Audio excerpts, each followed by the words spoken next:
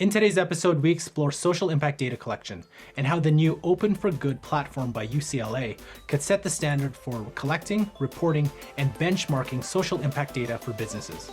Let's make a social impact.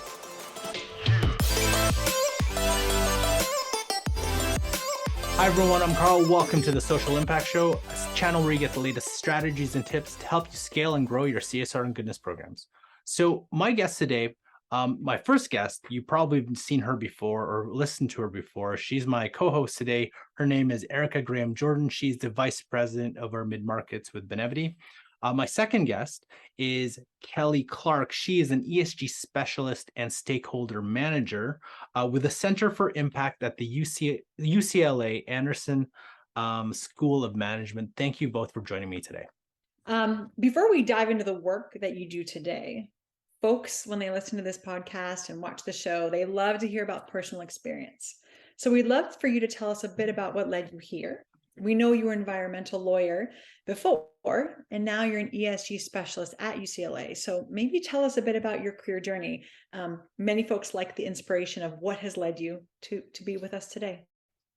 So yeah, I've spent the last 4 or 5 years before this as an attorney and working as an environmental attorney, focused mostly on water issues in LA. And while I love the work and I loved helping clean up our waterways here, I always kind of was frustrated by the fact that by the time a problem got to me, a lot of harm had already been caused in the environment. So I started looking for more proactive ways to be involved in ways to improve the environment and society. And I came across sustainability and ESG, especially from the corporate side, because of what I'd seen as a lawyer was so often many of the problems could have been mitigated if somebody had been thinking sustainably at the start. And so that led me to start looking to transition my career into the sustainability space. So I am currently pursuing a doctorate at UCLA's Institute of the Environment and Sustainability and working for the Center for Impact in ESG. So it's a bit of a roundabout career to get here, but I am really excited for both the work we're doing and the potential that sustainability has to both transform business and improve society and the environment.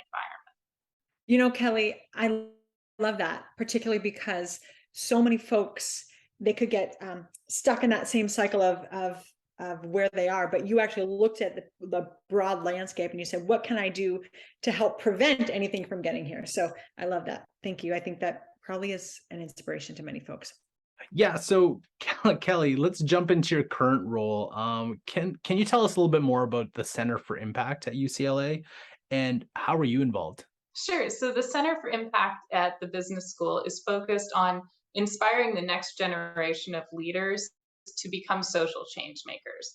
So our goal as a center is to equip the students graduating with the tools and the inspiration and the skills they need to actually not only become leaders in business, but become leaders in business who keep the social and the environmental aspects of their job in mind as well.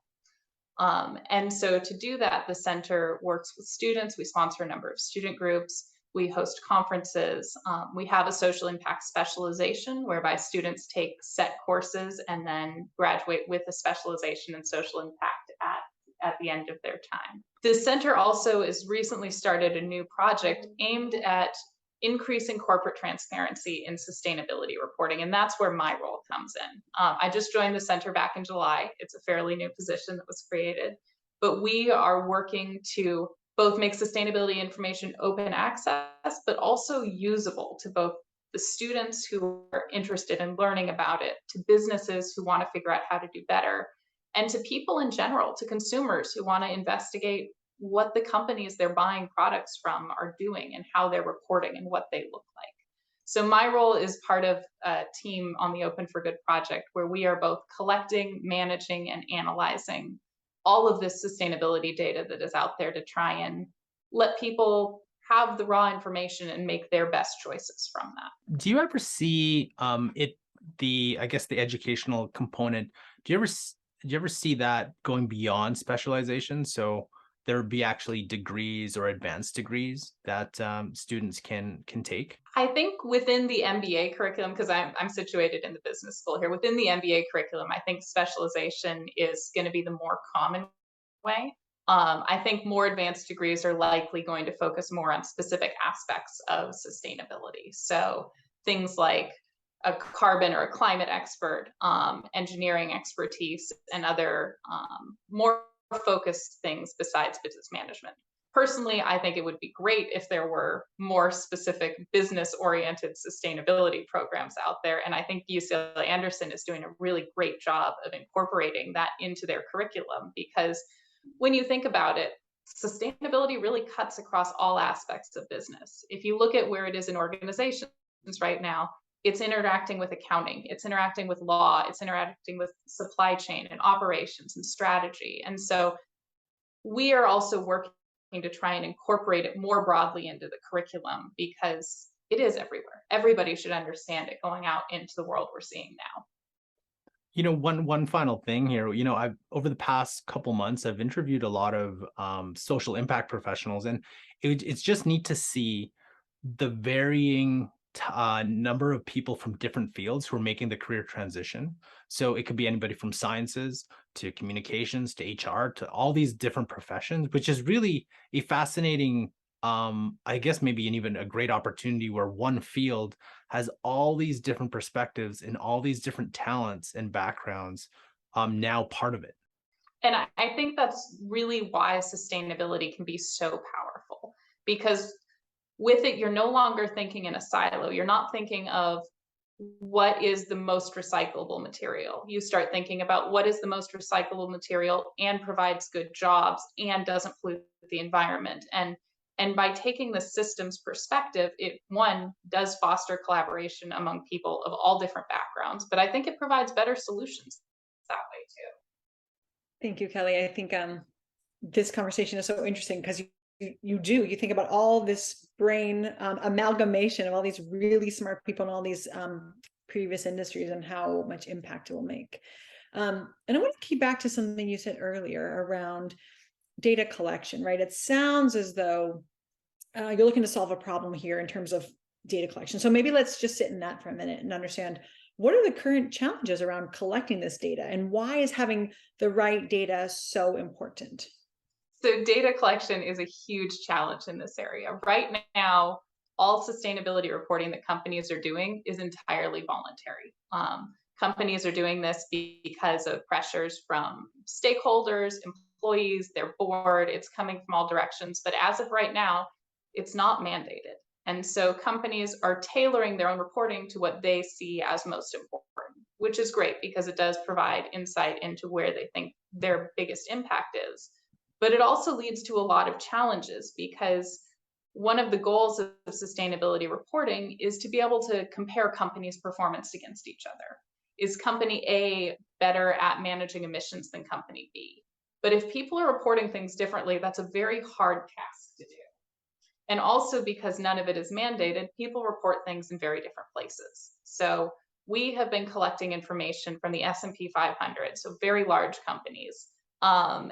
And we are finding the relevant information in websites, on their sustainability reports, in their SEC filings, it's in a lot of different places, and spending the time to find this information is a big resource cost.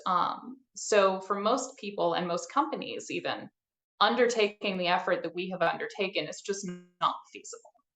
And so we are hoping to kind of fill that gap and be a resource for people to have easily accessible sustainability data. So this is also complicated by the fact that not everyone is reporting the same metrics, even when they're measuring the same phenomenon.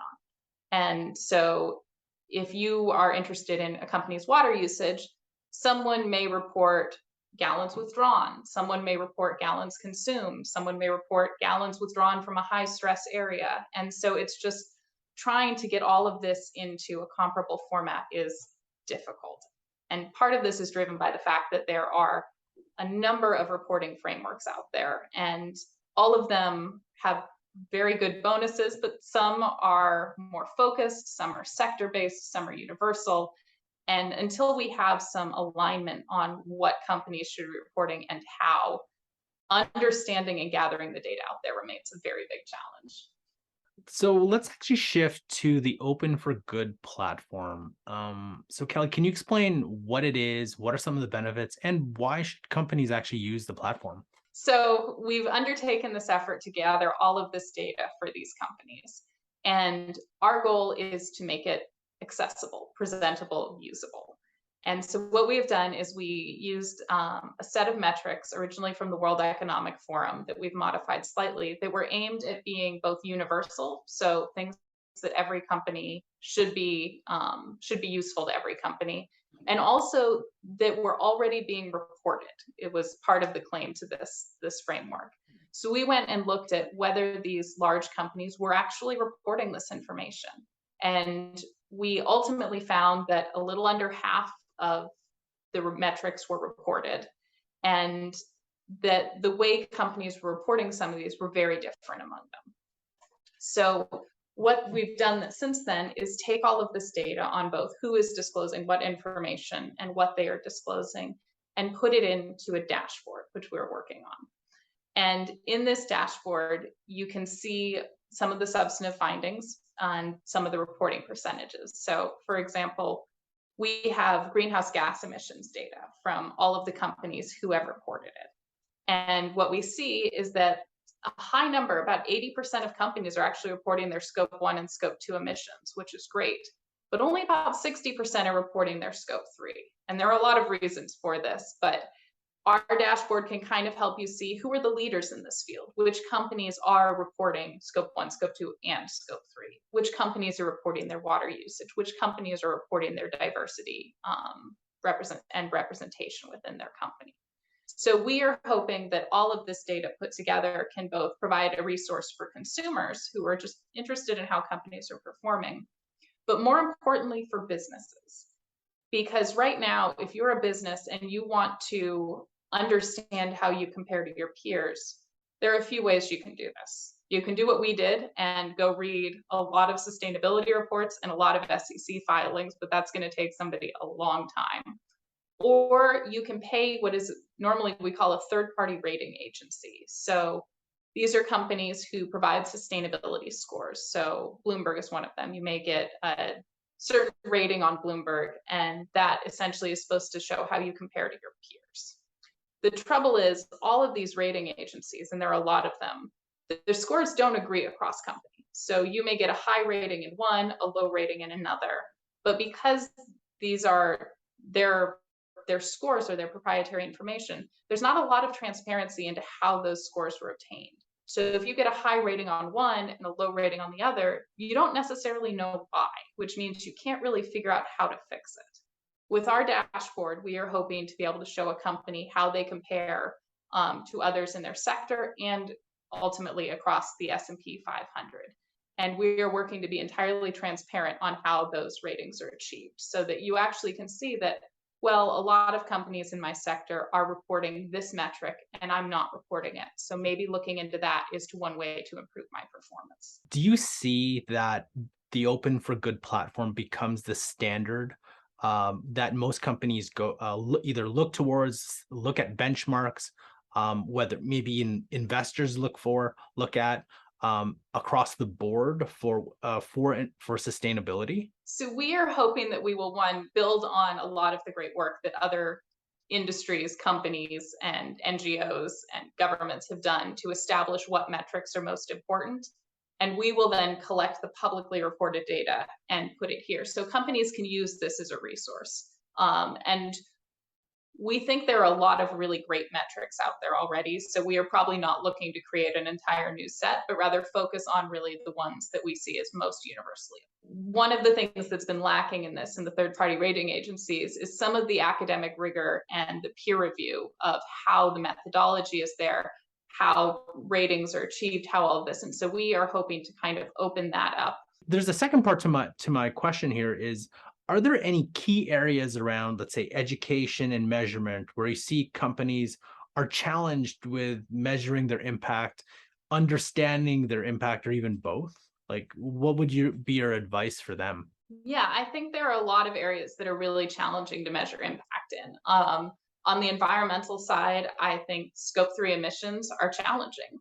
We have a protocol for them. The GHG protocol lays out a methodology, but it requires a lot of thought and careful planning and discussion with potentially many, many suppliers of how to calculate and report it out. And so even though there's an established protocol for that, it's a challenge for most companies to do and to do well.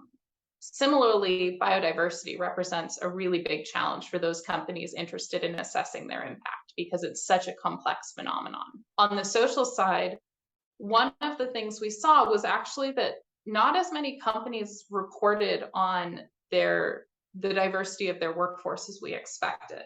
Companies are mandated to collect this information larger companies are mandated to collect this information through the EEOC, and they submit a form every year detailing it. But only some companies are actually posting that information. And so for metrics like that, where the cost to publicize it would be very low, it was surprising to us that we didn't see more companies doing that who are working to be sustainable.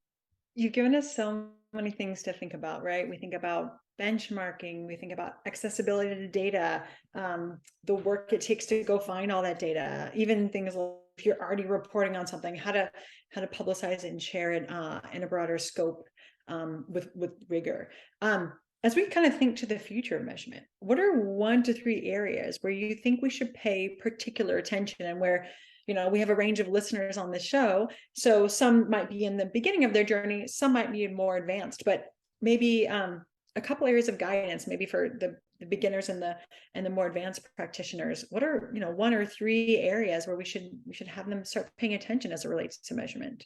I think the most immediate area coming is the climate disclosures for U.S. companies proposed by the SEC. We're expecting a final rule, maybe even by the end of this year, on what those disclosures will actually look like. But these are going to have deep implications for companies and their supply chains, depending on how they are implemented. So that would be my first place, especially for novices. That's your first place to start, your emissions and disclosures related to those emissions. I think the next place that companies and people working in sustainability can really have an impact is adding their voice to the conversation around standardization. How we standardize metrics, how we create a set that is workable for a wide range of companies is a really challenging issue. And I think the more people who can start thinking about how we do that for their business, for their industry, for their sector, can really help on that front. And then for the most advanced ones, one of the areas that I think is personally very exciting is how we develop biodiversity metrics. And so thinking about how we can connect these global goals of preserving biodiversity hotspots, creating preserving functioning ecosystems, and how we tie that down to actions by corporations, especially corporations who may not be directly involved in agriculture or land use, and how we can kind of work those together to create metrics that not only do a reasonable job of assessing impact, but provide avenues for improving biodiversity from cities to agricultural to wild areas. That's so specific and helpful. I think a lot of folks come here and they look for some direction. So thank you for sharing that with us. I think your expertise, both your career history, but also clearly your passion and the work that you and the team at UCLA are doing. Thank you for taking the time to share that with us today. So Kelly, if any of our listeners or people viewing the video want to learn more about the Open for Good platform, what's the best place to learn more? So on the Center for Impact's website, we have a link to the Open for Good project. We are always looking for corporate partners to join us and advise us, and especially in this early stage, to really give us their thoughts on how our data can be useful to them, because that's our ultimate goal is we want to make our data useful. So they can go to that website. We have our report we published in May 2022 about the state of corporate sustainability disclosure, which details all of our findings and our analysis and our recommendations. So that is available for download. And we also have a short research brief for those who don't want to dive all the way into the report and just want a quick summary of what we did and what we found there. And we'll leave those in the description below. So Kelly, thank you very much for joining us today. If any of our listeners or watchers, again, want to connect with you personally, what's the best place to reach you? LinkedIn is great. I always welcome new connections and conversations about sustainability. Learn more about social impact measurement and data collection by watching this playlist here. Thanks for watching, and we'll catch you in our next episode.